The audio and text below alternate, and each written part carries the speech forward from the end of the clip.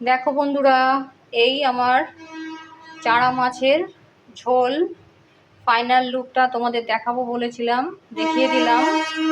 আলু, beans, tomato দিয়ে, আদা, জিরে, ধনে দিয়ে করেছি খুব সিম্পলভাবে। এই গরমকালে এরকম হালকা পাতলা ঝোল খেতে সত্যিই ভালো লাগে। আর এখন বসিয়ে দিয়েছি ভাত। চলো সব কাজ কমপ্লিট করে আবার তোমাদের নেক্সট ব্লগে তোমাদের সাথে দেখা করব। এখনের মতন টাটা। সবাই তোমরা ভালো থেকো, সুস্থ থেকো। আজকের মতন বাই।